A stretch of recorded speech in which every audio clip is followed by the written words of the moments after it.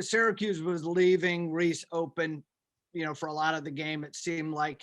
Have you just impressed upon him the need to take open shots, even if he's not hitting them, to keep the defense honest? Well, maybe you need the last seconds of a game to get him to do it. But no, Jeff, what I liked is okay, if you don't want to take it, there's a time when you take it, but at least try to attack off the dribble to create. And I thought one of the best plays in my mind of the game is in front of our bench. He attacked baseline and Sam sort of floated behind him and he pitched it to him and we got a 3. I thought that was significant. So I thought he got more aggressive, maybe somewhat, not so much shooting, but attacking a little more in the second half. And he was playing pretty good defense, at times, which we had to have. But that zone is tough. If you're not making shots or you're not, real confident, you even saw Sam and Trey. I mean, they were having a hard time and then they kept shooting. But when you're not going to take a lot, it can mess with you. But I thought, again, Kihei made the play to get it there. And at the end, we wanted a quick little, I said, Kihei, just attack the lane. So whether come up, maybe a quick little ball screen, we had tried a few sets and they get on it. But I thought it was terrific what he did, Kihei. And then, of course, I'm so happy. I can't tell you for Reese, he's been through so much. And I was just overjoyed for him, of course, the team, but there's some special meaning for him and his mom being here and all that. Coach, you've been a part of some of these emotional wins in a tournament setting before. What are the keys to moving on from it and still playing well the next day with obviously such a short turnaround from the emotional win? Yeah, I mean, that's tournament play. It's you get an opportunity. It is, survive in advance is the saying. All right, we survived. I mean, we had basically we gave up too many early second chance points. Offensive rebounds, threes. We dug ourselves a hole, fought back at the end of the half, played some solid basketball, stretches of good defense. That's when I'll look at the tape. And again, Boeheim and some of the plays they made were good. But we had to make some plays down the stretch, offensively and defensively. And again, you just keep plugging and you keep being steady. And just like an example of Reese shooting that shot, okay, he got a wide open shot. He knocked it down. Trey kept shooting. Sam kept shooting. We kept battling. And it's the steadiness of the effort over the whatever course of the game, whatever possessions that is on both ends. And you got to, you might fall into some ups and downs, but you got to win the majority. And that's sort of the mindset is get ready to play. We'll play Georgia Tech or Miami. Obviously, Miami's playing good basketball now, and we know how good Georgia Tech is. So be ready, get your feet up, and come back with everything you got tomorrow. Hey, Coach Raphael from the three-point conversion. Coach, of course, it's been a difficult year with the pandemic. And then, of course, we heard the unfortunate news with Duke today having to cancel and be out the tournament.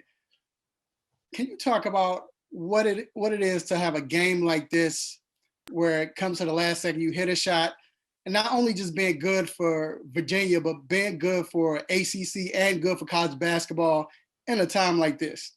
Yeah, I mean, it was here. It's almost probably 365 days. I might have been, where it got called, you're getting ready to play the day of your game, and the tournament got canceled, and then shortly after the NCAA tournament. So just to get out here and to play in a game, and then to have it end like this, and then to hear the news right before I had to do an interview with Allison, and she told me that about Duke, and I was just so discouraged for those young men and Coach K, because they were obviously playing 2 really good games, and I know they wanted to play. So that's so unfortunate. But to have excitement and obviously to be on this end again, I hope for the league Syracuse can get into the tournament.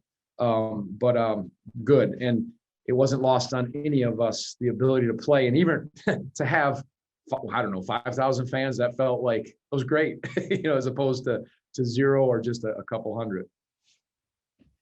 All right, up next, we'll have Mike Barber, Patrick Gunn, and Preston Willett. Tony, what did they do defensively different on your shooters, especially in the first half? Were they just staying home more compared to the earlier meeting? No, I mean, I think, they made it a little harder to get in there. I thought we got some pretty good looks. We just didn't shoot it as well. When you're not hitting the 3 ball, at that zone starts either, it kind of either tightens up a little bit, and then you think you got to look, you don't. They can take away some stuff, but we ran very similar stuff. It just comes down to being free and playing, trying to get the ball into the high post through a pass, or attacking off the dribble, or moving it quick and knocking down threes, getting some transition buckets, which we got in the first time. So similar actions. Yeah, they shade off. They said, okay, we're going to let Reese and Kihei shoot a little more. I thought they're maybe more mindful of keen to our shooters, but the shots were there. Just we didn't shoot at the same efficiency. Hey, Coach, you kind of just teased it, but do you think that Syracuse should be NCAA tournament team this year? I hope so. I think Coach Boeheim does a great job. His son, I haven't played for my dad. What an experience that is for a father and a son. And they have very good players. They're well coached. And our league is, I believe it's better than people think. I really do. And I think it's, you battle and you play and you want your league to get as many opportunities. And they're a team that, as you can see, what they did to NC State, who's been playing good basketball yesterday, and if you're not accustomed to playing against that kind of zone, they're such a talented team and they're a dangerous team with their system. So I hope they get that opportunity. I don't know. I have no idea, but I hope they get the opportunity. Yes, I do. But yeah, Coach Boeheim would fight for us, so I'm going to fight for him. Get him in. I know him. He's that way. I don't know the numbers and all that stuff. I just know they fought and they played close games and good basketball. So I do. But again, I'm not as astute to knowing where everybody's at, in, out. We got enough. Worry about your own team. That's all I know. We're trying to get ready for tomorrow. Let's talk a little bit about Reese Beekman and just how he's grown and matured this year as a freshman. It seems like he's always kind of steady-handed out there, especially for a freshman. I think you asked about Reese.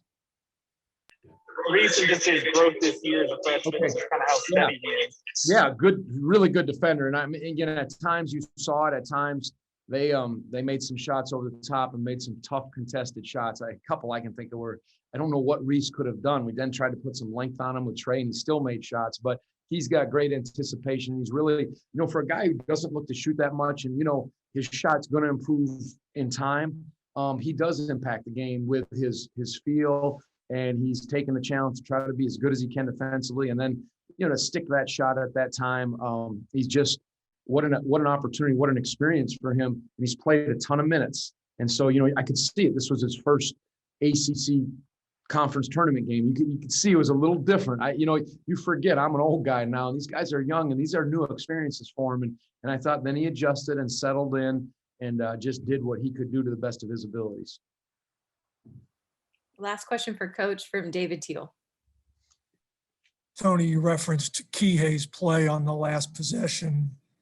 Yeah, I think he finished with 10 points, 6 assists, just a couple of turnovers. He played the middle against the zone quite a bit tonight. How would you evaluate just the floor game he played and also defensively?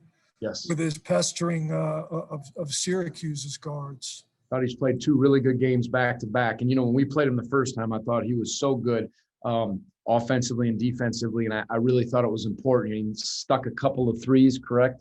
He hit a couple threes, but he was making some plays in the high post and touched the ball a lot, certainly guarded hard. And then that last play just was, our veteran players, the guys who had the experience, I thought stepped up and did some important things as the game wore on. And Jay and Kihei and Sam, really the most experienced guys. And Trey, you'd say too, because he's been in those games. This was his first ACC tournament game. But Kihei, both times against Syracuse in the last 2 games, I thought he's been rock solid.